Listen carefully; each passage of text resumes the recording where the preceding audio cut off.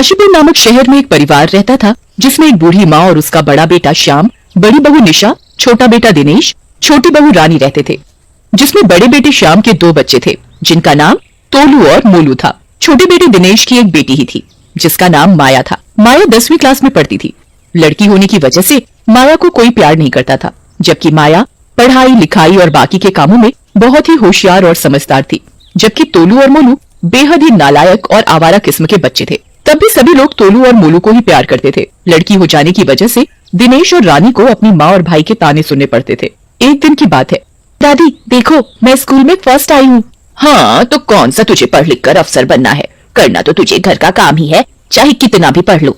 आखिरकार जलाना तो चूल्हा ही है, बनानी तो रोटी ही है। अफसर तो मेरे तोलू मोलू बनेंगे। तभी तोलू और मोलू भी आ जाते हैं। आ गए मेरे लाडले, मुझे पता है इस बार तुम दोनों भाई स्कूल में जरूर फर्स्ट आए होंगे। तोलू और मोलू मुंह लटकाते हुए, नहीं दादी, हम फर्स्ट नहीं आए, बल्कि हम फेल हो गए। कोई बात नहीं, अब की बार अच्छे से पढ़ाई करना और फर्स्ट आना। दादी कुछ पैसे दो ना, कुछ चीज खानी है। ये ले बेटा, मेरा राजा बेटा। और दादी तोलू और मोलू को पैसे दे देती है। दादी मुझे भी दो ना पैसे, मैं भी तो स्कूल में फर्स्ट आई हूँ। आई बड़ी चल के, तुझे पैसे? काम धाम कुछ करना है नहीं, बस पैसे दे दो, चल जा यहाँ से। और माया रोती हुई दादी के पास से चली जाती है। फिर माया अपनी माँ के पास जाती है। देखो ना माँ, मैं इतने अच्छे नंबर लाई हूँ, तब भी दादी ने मुझे प्यार नहीं किया, उल्टा डांट कर भगा दिया। और तोलू मोलू को खूब प्यार भी किया और उन्हें चीज खाने के लिए पैसे भी दिए, और मुझे कुछ भी नहीं दिया। कोई बात नहीं बेटा, दादी की बातों का बुरा नहीं मानते, तू तो मेरी रानी गुड़िया है। ये कहकर रानी माया को अपनी गोद में बिठा लेती है और खूब प्यार करती है। आज मेरी रानी बेटी स्कूल में फर्स्ट आई है, बता तुझे क्या चाहिए? माँ मुझे कुछ नहीं चाहिए, मुझे तो बस आप ही चाहिए। आप तो मेरी दुनिया की सबसे अच्छी माँ हो। और माया अपनी माँ के गले से लिपट जाती है। सभी लोग रात को खाना खाने के लिए बैठे होते हैं। जल्दी खाना लाओ, बहुत जोरों की भूख लगी है, जल्दी लाओ जल्दी लाओ। अरे ओ रानी, कहाँ मर गई? दिखाई नहीं दे रहा, बच्चे कब से भूख के मारे चिल्ला रहे हैं। माँ मुझे भूख लगी है, मुझे भी खाना दो ना, अभी देती हूँ बच्चों। ए माया, तुझे इतनी जल्दी भूख लग गई? तूने अभी तो खाया था। कुछ काम धाम तो करती नहीं है, बस सारा दिन चढ़ती रहती है। पहले अपने भाइयों को खाने दे, वे दोनों कब से भूखे बैठे हैं। तू थोड़ा लेट खा लेगी तो मर नहीं जाएगी। और माया खाने की टेबल पर तोलू और मोलू को खाना खाते देखती रहती है। तभी दादी जोर से चिल्लाती है, जा यहाँ से, मेरे तोलू और मोलू को नजर लगाएगी क्या? और माया रोती हुई वहाँ से चली जाती है। वो अपने कमरे में जाकर रोती रहती है। रोती रोती माया को नींद आ जाती है और वो भूखी ही सो जाती है। और अगली सुबह श्याम और उसकी पत्नी निशा अपनी माँ से कहते हैं, माँ, मैं और निशा बाजार जा रहे हैं। निशा को अपने लिए साड़ी लेनी है और मुझे अपने लिए और तोलू मोलू के लिए कपड़े लेने हैं। ठीक है, जाओ ले आओ। तभी दिनेश और उसकी पत्नी भी कहते हैं, माँ माया के कपड़े छोटे हो गए हैं, मुझे भी उसके लिए कपड़े खरीदने हैं। अभी थोड़े ही दिन पहले तो उसे कपड़े दिलाए थे, फिर माया को कपड़े की क्या जरूरत? मैंने माया से कहा था तू स्कूल में फर्स्ट आएगी तो तुझे एक अच्छी सी ड्रेस दिलाऊंगी। वैसे भी उसके सारे कपड़े पुराने हो गए हैं। कोई जरूरत नहीं है कपड़े वपड़े दिलाने की, वैसे भी इस बार घर में बहुत खर्चा हो गया है, बाद में दिला देना कपड़े। दिनेश और रानी माँ की बात सुनकर चुप हो जाते हैं। तभी दादी जोर से चिल्लाने लगती है, घर में कितना काम पड़ा है और ये महारानी माया कहाँ मर गई? माँ माया सो रही है। जगाओ से, 10 बज गए हैं और ये महारानी अभी तक सो रही है। इसे कुछ काम धाम सिखा, जगाओ से। माया उठो बेटा, सुबह हो गई। और माया जाग जाती है। माया नहा धोकर नाश्ता करके पढ़ने बैठ जाती है। तभी तोलू और मोलू आ जाते हैं और वो माया को परेशान करने लगते हैं।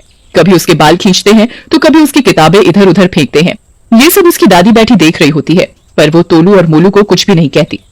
भैया मुझे पढ़ने दो ना, क्यों परेशान कर रहे हो मुझे? अरे माया, क्या करेगी पढ़ लिख कर? करना तो तुझे झाड़ू पोछा ही है, क्योंकि तू एक लड़की है।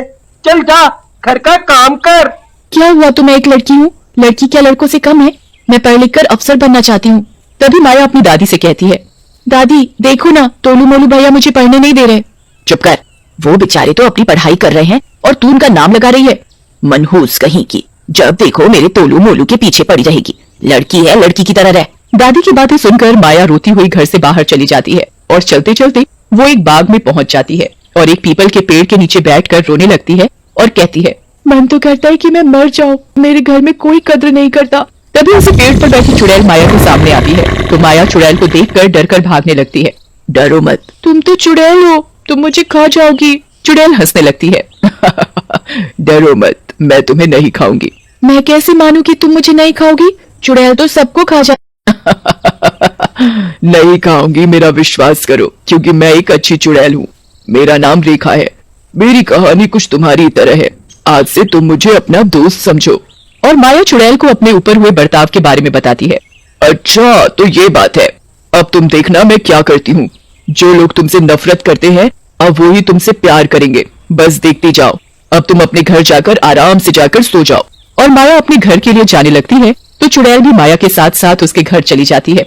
माया को ये पता नहीं चलता कि चुड़ैल उसके साथ घर आ चुकी है और चुड़ैल भी माया के साथ सो जाती है। और अगले दिन सुबह सुबह दादी की आवाज आती है। अरे, आज चाय मिलेगी या नहीं? और ये माया कहाँ मर गई? हाँ दादी, अभी आई। जहाँ जहाँ माया जाती चुड़ैल भी माया के साथ जाती। मेरा चश्मा और छड़ी नहीं मिल रहा, कहीं तूने तो नहीं छुपाया? नहीं दादी, मैंने नहीं देखा आपका चश्मा।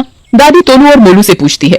तुमने देखा है मेरा चश्मा? नहीं दादी, हमने नहीं देखा आपका चश्मा। माया के साथ चुड़ैल खड़ी होती है। वो अपने जादू से तोलू और मोलू के हाथों में चश्मा और छड़ी पकड़ा देती है। दादी तोलू मोलू से कहती है। तोलू मोलू, चश्मा और छड़ी तो तुम दोनों के हाथों में है, तो तुम झूठ क्यों बोल रहे हो? तुम्हें पता है ना कि कोई मेरे चश्मे और छड़ी को हाथ नहीं लगा सकता। दादी, पता नहीं ये हमारे हाथों में कैसे आ गए। और दादी तोलू मोलू को बहुत डांटती है, क्योंकि दादी को चश्मे के बगैर बिल्कुल भी दिखाई नहीं देता था और छड़ी के बगैर वो चल नहीं सकती थी। एक दिन की बात है, दादी को नहाना था तो वो तोलू से कहती है। तोलू बेटा, जरा मेरे नहाने के लिए बाथरूम में गर्म पानी तो रख दो। हाँ दादी, अभी रखते हैं। तोलू मोलू बाथरूम में दादी के लिए गर्म पानी रख देते हैं, लेकिन चुड़ैल गर्म पानी को बर्फ जैसा ठंडा कर देती है और जैसे ही दादी नहाने लगती है तो जोर से चिल्लाने लगती है। मर गई रे, मार डाला, कोई तो बचाओ। इतना ठंडा पानी, हाय रे, मर गई। तभी दादी के चीखने की आवाज सुनकर घर के सभी लोग और माया भी वहां आ जाते हैं और दादी को गर्म कंबल में लपेट देते हैं। माया जल्दी से दादी के लिए गर्म चाय बनाकर लाती है।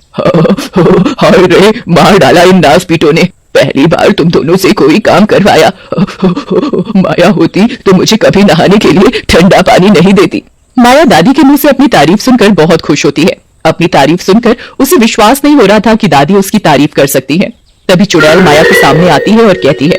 मैंने कहा था ना, जो लोग तुमसे नफरत करते हैं वो ही तुमसे प्यार करेंगे। यानी ये सब तुमने किया है? तुमने तो कमाल कर दिया। और माया बहुत खुश होती है।